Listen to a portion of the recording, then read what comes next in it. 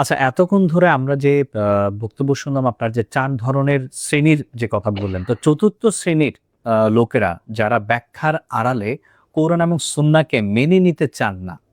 তো এটা যদি একটা উদাহরণের মাধ্যমে যদি আরেকটু যদি ব্যাখ্যা করতেন আমাদেরকে, তাহলে একটু ভালো হতো। জি, এটা একটা ভালো প্রশ্ন করছেন। আমিও চাইতেছিলাম যে একটা উদাহরণের মাধ্যমে বিষয়টা একটু পরিষ্কার করলে আরো একটু ভালো হইতো। তো আপনি প্রশ্ন করছেন, আলহামদুলিল্লাহ, যে চতুর্থ শ্রেণীর মানুষ যারা ধর্মের বিধান পৌঁছানোর পর ব্যাখ্যা বিশ্লেষণের আড়ালে প্রকারান্তরে আসলে তারা কোরআন এবং সুন্নাহকে অস্বীকার করেন, সেটা কেমন? যেমন আমি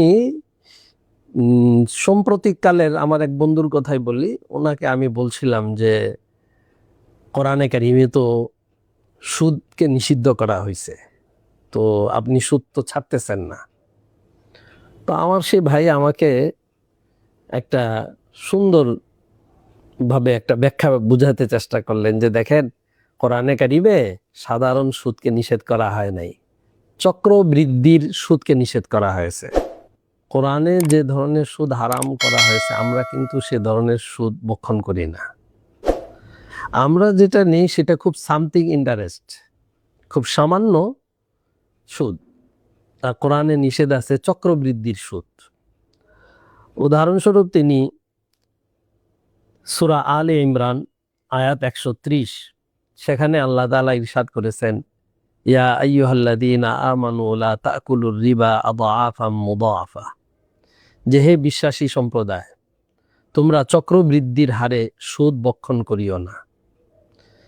একটা উদাহরণ দিলে পরিষ্কার হবে। যেমন চক্রবৃদ্ধির সুদ বলতে আমরা বুঝে থাকি যে আপনি আমাকে ১,০০০ টাকা দিলেন এবং বললেন যে হযরত, এই ১,০০০ টাকা যদি আপনি ১ মাস পরে পরিশোধ করেন, তাহলে আপনাকে ১,১০০ টাকা দিতে হবে। আর যদি এটা ২ মাস পরে পরিশোধ করেন, তাহলে ১,২০০ টাকা পরিশোধ করতে হবে। তো স্বাভাবিকভাবে আমরা তখন কি চিন্তাটা করব, যে আচ্ছা যদি আমি ৩ মাস পরে দেই, তাহলে আপনি ধরে নেবেন যে তাহলে ৩ মাস ১,৩০০ টাকা না, চক্রবৃদ্ধিটা এটা না। ৩ মাস পরে যদি দেন, তাহলে ১,৪০০ টাকা দিতে হবে। যদি ৪ মাস পরে দেন, তাহলে ৪-এর দ্বিগুণ ১,৮০০ টাকা দিতে হবে। আপনি খেয়াল করে দেখেন, সময়ের ব্যবধানে যে সুদটা নেওয়া হচ্ছে, সেটা ধীরে ধীরে মূল যে ক্যাপিটাল ১,০০০, এটাকেও ছাড়িয়ে যাবে। এই হলো চক্রবৃদ্ধির সুদ। তিনি বলছেন যে কোরআনে আদাআফা মুদাআফা বলে চক্রবৃদ্ধির সুদকে নিষেধ করা হয়েছে। আর আমরা যে সুদটা গ্রহণ করে থাকি, এটা খুব সামান্য সুদ। আমরা ব্যাংকে যদি আপনি দেখেন, যে কোনো ব্যাংকে এই দেশে টাকা রাখেন, তাহলে ১,০০,০০০ টাকা রাখলে আপনাকে মাসে ১,০০০ বা ৯০০ বা ৮০০ বা ৭০০ টাকা আপনাকে সুদ দেওয়া হয়। অতএব এই ইন্টারেস্ট যেটা, এটা সামথিং ইন্টারেস্ট, খুব সামান্য একটা সুদ। এটা আদাআফা মুদাআফার যে সুদ, চক্রবৃদ্ধির যে সুদ, এটা নয়। আর কোরআনে নিষেধ করেছে যে হে বিশ্বাসী সম্প্রদায়, তোমরা চক্রবৃদ্ধির সুদ গ্রহণ করিও না। তো কোরআনের দৃষ্টিতে সামান্য সুদ গ্রহণ করতে কিন্তু কোনো অসুবিধা নেই।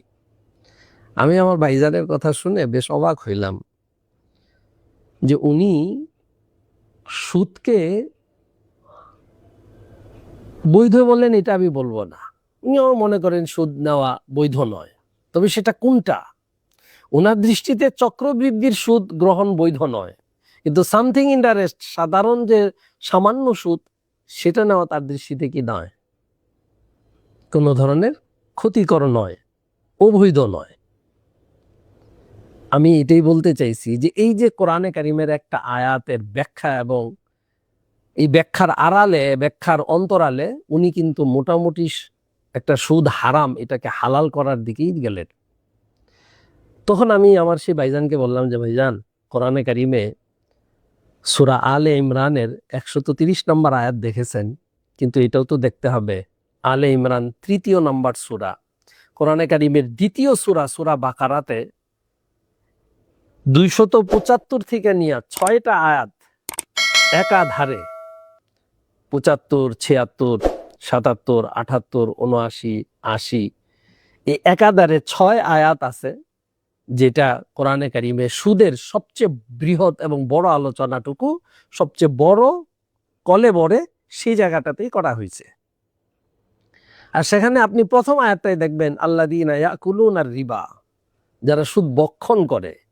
সেখানে কম বেশি চক্রবৃদ্ধির সুদ কিংবা চক্রবৃদ্ধিহীন সুদ কোনো ধরনের শর্ত নাই, বরং শর্তহীনভাবে যারাই সুদ বক্ষণ করে তাদের ব্যাপারে বলা হয়েছে আয়াতে যে কিয়ামতের দিন তারা তাদের কবর থেকে সেভাবেই উত্থিত হবে যেভাবে শয়তান স্পর্শ করে কাউকে যদি হতবুদ্ধি ও কাণ্ডজ্ঞানহীন করে দেয়, তাহলে সে যেমন তার কবর থেকে উঠে তার হাত পা এলোপাথারিভাবে মাতালের মতো, ঠিক সুদখোর মানুষ ও মাতালের মতো, জিনে ধরা মানুষের মতো এলোমেলো হাত পা ছুটতে ছুটতে উঠতে থাকবে।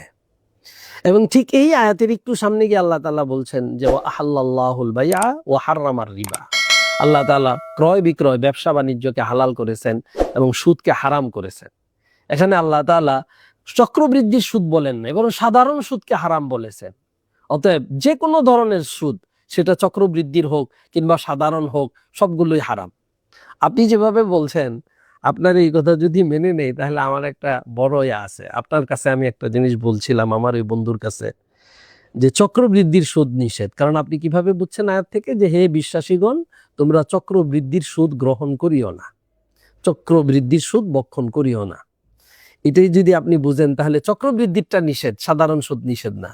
তাহলে আমি কোরআনের অপর একটা আয়াত আপনাকে বলি, সূরা বাকারা, ওখানে দেখবেন 41 নম্বর আয়াতে আল্লাহ তাআলা বলছেন যে ওয়ালা তাকুনু আউওয়ালা কাফিরিম বিহ ওয়ালা তাশতারু বিআয়াতি সামানান কালিলা।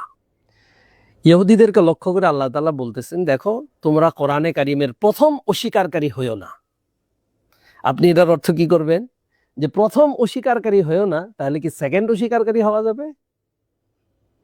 কোরআনে তো বলছে যে আউওয়ালা কাফিরিন, প্রথম অস্বীকারী হইও না।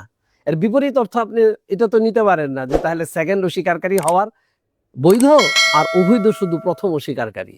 ওখানে তো এটাই বলতেছেন যে চক্রবৃদ্ধির সুদ নিষেধ, আর যেটা চক্রবৃদ্ধির না সেটা নিষেধ না। তাহলে আমি এখানে বলবো যে প্রথম অস্বীকারী হতে নিষেধ করা হয়েছে, কিন্তু কেউ যদি দ্বিতীয় কিংবা তৃতীয় পর্যায়ে গিয়ে অস্বীকার করে তাহলে কোরআন সেটাকে নিষেধ করে না। অথচ বিষয়টা এমন না। ঠিক পরেরটা দেখেন যে আমার আয়াতগুলোকে তোমরা সাধারণ তুচ্ছ মূল্যে ক্রয় বিক্রয় করিও না। তার অর্থ দাঁড়ায়, আপনার কথা অনুসারে যদি আমি ব্যাখ্যা করি যে সাধারণ তুচ্ছ মূল্যে ক্রয় বিক্রয় করিও না, তাহলে বেশি মূল্যে কি করা যাবে? ক্রয় বিক্রয় করা যাবে? অবশ্যই না। কোরআনের আয়াত অল্প মূল্যে বিক্রি করাও বৈধ নয়, বেশি মূল্যেও বিক্রি করা বৈধ নয়। সুদও সামথিং সুদ, যেটা সামথিং ইন্টারেস্ট, সেটাও অবৈধ। আর আদাফা মুদাফা চক্রবৃদ্ধির সুদ যেটা, সেটাই অবৈধ। কিন্তু আপনি কি করলেন? একটা ব্যাখ্যা দাঁড় করাইলেন। ওই ব্যাখ্যার আড়ালে আসলে মূলত কোরআনের একটা নিষিদ্ধ আইন, একটা কোরআনের হারাম বিধানকে আপনি হালাল করার চেষ্টা করলেন। তা আফসোস যে আসলে আমরা আগেই বলছি যে বিধান পৌঁছানোর পর প্রতিক্রিয়ার দিক থেকে মানুষ 4 ভাগে ভাগ হয়ে যায়। এরা হইলো খুব যারা প্রত্যক্ষভাবে তো কোরআন সরাসরি অস্বীকার তারা করে না এবং হাদিসও করে না, কিন্তু এমন কিছু ব্যাখ্যা বিশ্লেষণ নিজেদের মন মতো করে দাঁড় করায় যেগুলোর কারণে মনে হয় যে প্রকারান্তরে তারা কোরআন ও সুন্নাহকে অস্বীকারই করতেছেন। যেমন এক শ্রেণীর মানুষ সরাসরি অস্বীকার করত, এরাও ওই রকম অস্বীকারই করলেন। তারা সরাসরি করলেন, ইনারা সরাসরি না, প্রত্যক্ষ না, পরোক্ষভাবে করলেন। আমরা সবসময় দোয়া করি আল্লাহ তাআলা আমাদেরকে প্রথম শ্রেণীর মুসলমান হওয়ার তৌফিক দান করেন, বাকিদের শ্রেণীভুক্ত হওয়া থেকে আল্লাহ তাআলা আমাদেরকে রক্ষা করেন। আশা করি আপনি আপনার এই প্রশ্নের উত্তরও পেয়ে গেছেন। আলহামদুলিল্লাহ।